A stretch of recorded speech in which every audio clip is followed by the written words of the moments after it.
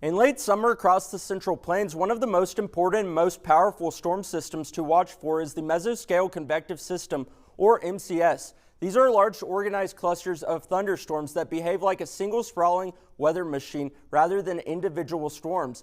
In states like Kansas, MCSs are especially common in August, often developing in the late afternoon and then reaching peak intensity overnight. That timing isn't random, it's tied to the way the atmosphere recharges after sunset. As daytime heating fades, a fast-moving river of air just above the surface, known as the low-level jet, strengthens and transports warm, moisture-rich air northward from the Gulf. That incoming fuel helps storms organize, expand, and sustain themselves over hundreds of miles. Many of these systems form along stalled frontal boundaries, where warm, humid air is forced upward into repeated bursts of thunderstorm development once organized. An MCS can cover multiple states at once, producing continuous heavy rain, frequent lightning, and embedded severe cells. In August, these systems can account for roughly 15 to 30% of monthly rainfall across parts of the Central Plains, making them a key part of the region's late summer water supply.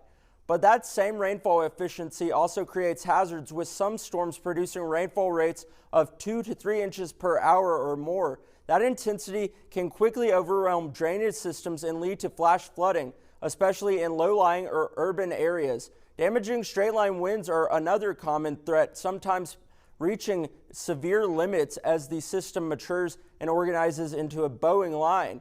Occasionally, embedded hail or even a brief tornado can develop within a stronger segment of the storm complex because these systems often move through at night.